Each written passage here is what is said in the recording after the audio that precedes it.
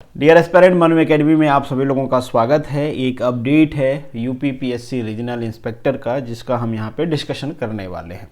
आप सभी लोगों ने ही मुझे बताया कि एक अपडेट आया हुआ है, इसके बारे में डिस्कस करिए।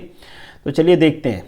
आप सभी को पता ही होगा कि आपका रिटेन एग्ज़ाम हुआ है। बेसिकली 3 एग्ज़ाम्स दिए गए हैं। जो एग्ज़ाम पैटर्न है वो भी मैं आपको दिखा देता हूँ, यहाँ पे आपको नज़र आ रहा होगा। तो ये जो पेपर आपका 1 है, highway code motor vehicle act, ये हो गया है ऑलरेडी 60 मार्क्स वाला। जो सेकेंड पेपर है आपका 120 मार्क्स का, जिसमें मोटर व्हीकल से रिलेटेड क्वेश्चन थे, मतलब टेक्निकल क्वेश्चन थे, ये भी हो गया है। बस एक पेपर आपका जो प्रैक्टिकल होना था वो बचा हुआ है। ये कितना 100 मार्क्स का है, बट एक चीज़ है कि ये क्वालिफाइंग इन नेचर है। इसके मार्क्स, प्रैक्टिकल वाले के मार्क्स आपके मेरिट में ऐड नहीं किए जाएंगे। यहाँ पे मेंशन किया हुआ है, ये केवल क्वालिफाइंग है।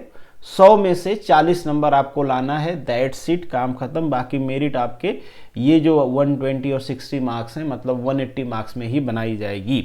अच्छा, ये डिटेल रहा। अब यहाँ पे इन्होंने मेंशन किया है कि आपने जो एग्ज़ाम्स दिए हैं उसके लिए आपको दोबारा मुख्य परीक्षा हेतु शुल्क जमा करने की अंतिम डेट। अब मुख्य परीक्षा किसको कह रहे हैं?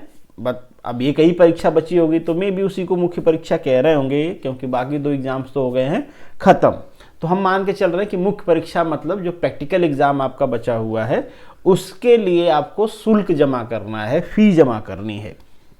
अब उसके लिए यहाँ पे प्रोसेस बताया गया है कि आपको कैसे जमा करनी है। तो यूपीपीएससी की वेबसाइट पे आपको जाना है। होम पेज पे आपको fill online detail of regional inspector exam 2020 पे क्लिक करना है। आपका रजिस्ट्रेशन, जो भी वहाँ पे रिक्वायर्ड डिटेल है, जैसे ये मैं चला ही जाता हूँ यहाँ पे, तो यहाँ पे 2 लिंक आपको एक्टिव नज़र आ रहे हैं। आपको आगे का प्रोसेस इन्होंने बताया हुआ है कि आपको ये बाकी डिटेल फिलअप कर लेनी है। वहाँ पे पे का ऑप्शन आएगा, डिटेल ये सब डालोगे आप, तो फिर पे कर लेना। आपको पे करने का 2 तरीका है। एक तो आप ऑनलाइन पेमेंट कर सकते हो, ये डिटेल्स हैं। बाकी अगर आप ऑनलाइन नहीं कर पा रहे हैं तो आप ऑफलाइन ई चालान से भी कर सकते हैं। पेमेंट करने के बाद अब देखो, ई चालान से जो करेंगे उनको अलग से ई चालान का डिटेल वहाँ पे डालना होगा, ठीक है। बनने के बाद जो ऑनलाइन कर देंगे उनका उसी टाइम काम खत्म हो जाएगा। तो अगर आपने ऑनलाइन पेमेंट किया तो उसके बाद पेमेंट के बाद आपको ये सबमिट कर देना है। मॉडिफिकेशन का भी डेट दे रखा है। मॉडिफिकेशन के अलग से लिंक था जो कि आपको दिखा भी रहा था। जैसे ये मॉडिफिकेशन वाला लिंक है जो दिख रखा है कि 25/2/2022 तक एक्टिव रहेगा। इन्होंने भी यही मेंशन किया हुआ है ना। तो अगर आपसे लगता है कि कुछ गलती हुई है तो वहाँ तक आप मॉडिफाई कर सकते हो, ठीक है। वैसे वेट क्यों करना, जब भरे तभी सारा चीज़ चेक कर लें कि जो भी है वो सब सही है कि नहीं है। नहीं सही है तो उसी टाइम पे मॉडिफाई कर लें। आपको ऑनलाइन मॉडिफिकेशन का फॉर्म होने के बाद ये बताया है कि ऑनलाइन मॉडिफिकेशन के लिए आपको उस पर क्लिक करना है, जो लिंक मैंने आपको इससे पहले दिखाया।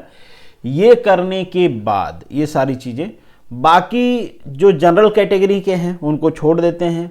बाकी वो लोग, जैसे कि मान लीजिए किसी को जाति प्रमाण पत्र बनाना है, किसी को अदर चीज़ें बनाना है, तो उसका जो प्रारूप होता है, फॉर्मेट होता है, वो ऑलरेडी वेबसाइट पे है पीडीएफ फॉर्म में। वहाँ से आप डाउनलोड कर लेना, वही वाले फॉर्मेट में बनवा लेना आप अपनी जगह से। अगर अभी तक नहीं बनवाया हो तो मे बी आप में से काफ़ी सारे लोग पहले से बनवा के रखे होंगे। अगर बनवाया है पहले से तो वेल एंड गुड, नहीं बनवाया है तो बनवा लेना।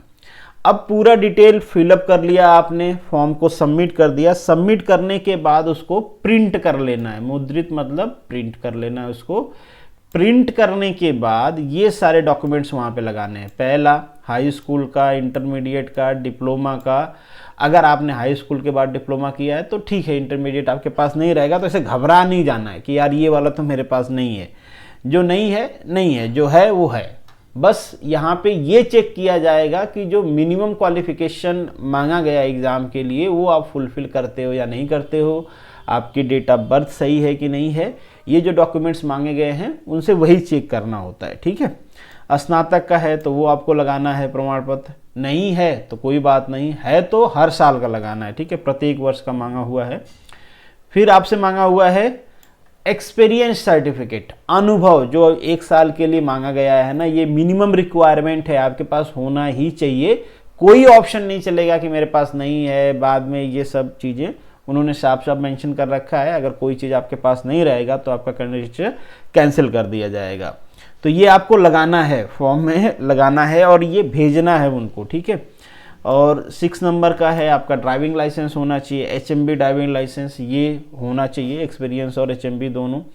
इसके बाद अगर आप कहीं पे जॉब कर रहे हो तो NOC होना चाहिए, आपने पहले भी एप्लीकेशन में लिखा होगा कि आप जॉब कर रहे हो।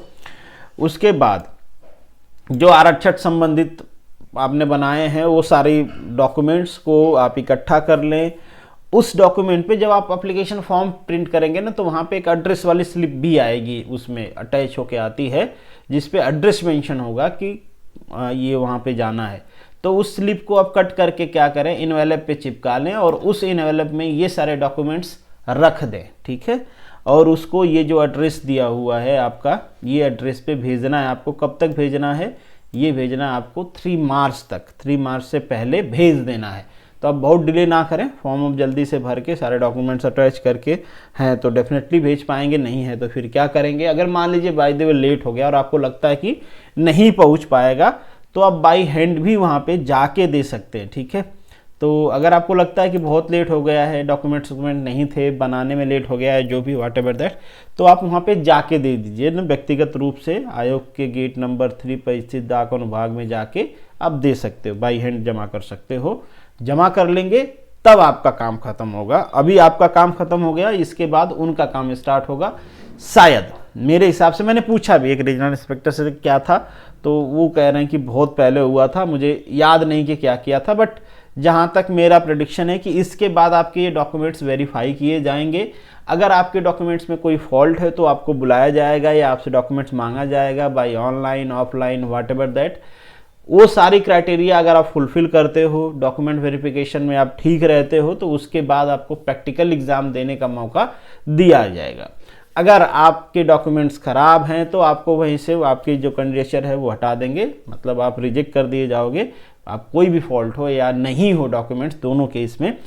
बाकी अगर है तो आप प्रैक्टिकल एग्जाम दोगे और प्रैक्टिकल एग्जाम देने के बाद फिर मेरिट ऑडिट का जो भी प्रोसेस है, जितना भी टाइम लगे एग्जाम रिजल्ट आने में, उस पे तो कोई प्रेडिक्शन बनता नहीं है कि कब होगा। अभी इलेक्शन भी चल रहा है, इलेक्शन के बीच में ये सब प्रोसेस हो रहा है, वही बहुत बड़ी बात है।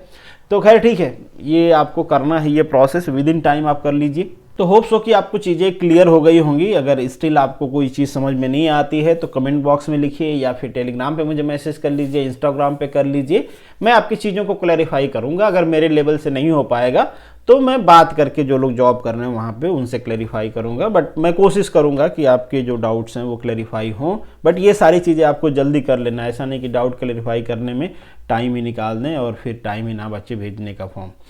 तो चीज़ें क्लियर होंगी। चलिए, all the best, good luck.